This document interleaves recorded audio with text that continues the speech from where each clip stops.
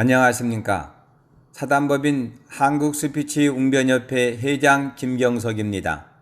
본협회는 지난 2019년 8월 19일 일본 후쿠오카에서 주 후쿠오카 대한민국 총영사관과 공동으로 대한민국 대통령상을 수여하는 제24회 세계 한국어 웅변대회를 성공적으로 개최하였습니다. 러시아, 중국, 인도 등 세계 17개 나라에서 선발된 우수한 대표 연사들과 국내 전국 시도 대표 연사들이 그동안 연마한 웅변 실력을 유감없이 발휘하여 24년 만에 외국인 인도 네루대학교 가루이 사루마 학생이 영예의 대통령상을 수상하였습니다. 이에 본협회는 외국인들이 한국의 올바른 웅변을 배울 수 있도록 도움을 주고자 모범 원고를 녹음하고 입상자들의 웅변 동영상을 유튜브에 올립니다. 대학 일반부 원고는 김경석 회장이 녹음하고 초등부 원고는 이유정 교육국장이 녹음하였습니다. K-스피치를 배우는 외국 학생들에게 큰 도움이 되기를 기대합니다. 그럼 대학 일반부 모범 원고 연재 청사진을 녹음합니다. 1번. 참 가깝고도 먼 이웃이지요. 우리 한국인들은 지리적으로 가깝기에 일본을 너무도 잘 아는 이웃이라고 생각하며 살아왔는데 가만히 생각해 보니 정작 지금도 우리가 아는 게 별로 없는 먼 이웃이더군요. 역사적으로 그저 외놈이라 부르며 무시하던 일본이 우리에게 준 고통과 상처는 과거가 아닌 오늘날의 현실 속에 너무나 생생한 실체로 남아있기에 우리는 가까운 이웃이 아닌 먼 이웃이 되어버린 것이 아니겠습니까? 하지만 냉정하게 생각해 봅시다. 일본은 19세기부터 노력한 결과 아시아의 대표적 강국이 되었습니다. 아시아를 대표하는 최고의 경제 대국이자 한때는 군사 대국이었습니다. 그런 일본이 왜 한국인들에게는 늘 무시당하고 인정받지 못할까요? 그것은 역사적 사실을 숨기고 왜곡을 일삼는 국수주의자들, 당리당략을 위한 선동적 정치인들, 경제적 이익에만 몰입한 장사꾼들, 아직도 이런 사람들이 여기 일본에는 넘치고 한국에도 가득 차서 그런 것은 아닙니까?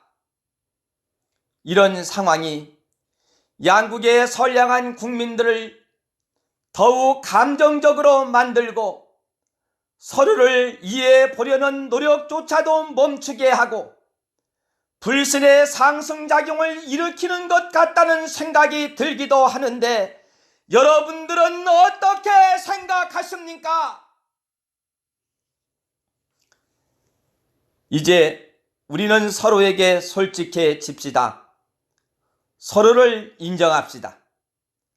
우리 대한민국에는 지난 시기에 일본에게 겪었던 민족적 수치와 정신적, 육체적, 정제적 착취로 고통받았던 우리 할머니, 할아버지들이 아직도 생생한 역사의 증인으로 살아 계십니다. 일본은 그분들에게 진심으로 미안하다고 몇 번이고 인정하는 것이 그리도 어렵단 말입니까? 역사적 사실은 사실로 솔직히 인정합시다. 20세기 전반에 일본이 먼저 이루고 20세기 후반에 우리 대한민국이 이루어낸 우수한 역사적 정계적 성취도 서로 인정하며 선의의 경쟁을 당당하게 해 나갑시다. 당장 양국 간의 역사 정치 분야의 갈등 치유가 어려우면 먼저 민간교류 활성화를 통해 사람 사는 세상에 따뜻한 이웃이 되어 교류합시다. 일찍이 우리의 안중근 의사께서는 일본과 전쟁을 치르는 처절한 생사존망의 시기에도 일본을 인류 공영을 위한 동반자로 인정하여 서세 동점에 대비한 동북아시아의 평화와 공영을 주창하셨거늘 겉은 평화롭고 속은 갈등하는 이 시기에야말로 우리는 유럽 공동체와 같은 공동체를 만들어 함께 잘 살아가는 평화로운 동북아 공동체를 만들자고 강력하게 제안합니다. 여러분, 저는 한일 두 나라의 우호 증진을 위한 두 가지 방안을 제시합니다. 첫째, 한국과 일본은 서로의 장점을 인정해주고 존중해 주어야 하겠습니다. 서로의 악감정은 누그러뜨리고 배울 것은 배우고 참고할 것은 참고하는 상호 유익한 친선관계를 만듭시다. 문화 교류도 활발히 하고 기술 교류도 열심히 하여 더불어 잘 사는 동북아시아 공동체로 거듭나도록 합시다. 두 번째, 역사 청산은 여전히 우리들의 목숨을 잊어서는 안 될 것입니다. 역사가 과거라고 그냥 묻자는 게 아닙니다. 배울 것을 배우고 교류할 것을 교류하자는 거지, 무조건적 친선이라는 이름의 지우개로 참극의 역사를 지우고 왜곡된 역사를 써서는 결단코 안 되겠습니다. 그런 암흑의 역사를 다시는 되풀이하지 않겠다는 각오 속에 서로가 하나의 평화 공동체 속에 동반자임을 잊지 말고 평화로운 동북아 공동체의 청사진을 함께 그려야 하겠습니다. 더 이상의 갈등과 전쟁 없이 멀지 않은 장래에 다가올 통일 한국과 일본이 어깨를 나란히 하여 인류 역사상 가장 평화로운 동북아 역사를 함께해서 내려가 봅시다. 감사합니다. 서울시 마포구 양원초등학교 1학년 8반 교실 2교시 국어 시간을 알리는 종소리가 울려 퍼지자 학생들이 분홍빛 공책을 펼쳤습니다. 개나리, 강아지, 자전거. 선생님이 불러주시는 단어를 공책에 또박또박 적어 내려가는 학생은 저와 같은 8살 어린이가 아니었습니다. 19은 빠글빠글한 파마머리에 새하얀 백발머리도 군데군데 눈에 띄는 할아버지, 할머니들이었습니다.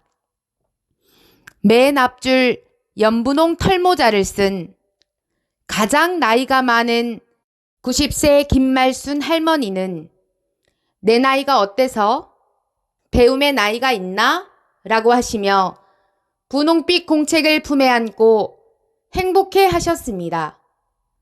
처음으로 배우는 한글을 익히기 위해 돋보기 안경을 쓰고 천천히 소리내서 발음 연습도 하고 삐뚤삐뚤 서툰 솜씨로 한글을 써내려가며 너무나 행복해 하시는 할아버지, 할머니들의 모습을 보면서 저는 다짐했습니다. 세계 언어 학자들이 칭찬하는 최고의 문자 한글을 지구촌 곳곳의 사람들에게 알릴 수 있도록 앞으로 글자 공부를 더욱 열심히 하고 바르게 읽어서 세계 1등인 우리의 한글을 제대로 사용할 수 있는 대한민국 1등 어린이가 되겠다고 힘차게 외칩니다. 잊지 말자 기억, 머릿속에 들어가라 기억. 여러분, 지금 이 시간에도 양원초등학교 할아버지 할머니들은 늦게라도 배움의 기쁨을 느끼며 우리의 한글을 익히기 위해 열심히 노력하고 있습니다.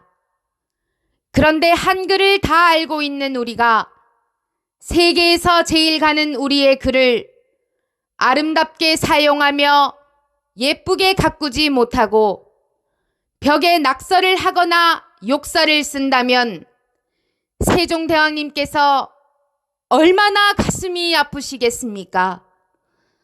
때문에 우리 어린이부터 절대로 우리말 우리글을 나쁘게 사용하지 않기, 언제나 바른말 고운말 쓰기를 실천해 갑시다. 이렇게 한글을 사랑하고 아끼는 바른 마음 고운 행동이 할아버지 할머니들의 분홍빛 꿈을 이룰 수 있는 바른 방법이요, 온 세상 사람들에게 한글의 우수성을 알릴 수 있는 길이니 한글 사랑의 정신을 가슴 깊이 꼭 간직한 채 우리말 우리글을 제대로 사용한다면 세계 속의 대한민국을 만들어 나갈 수 있을 것이라 이 어린이 자신 있게 주장합니다.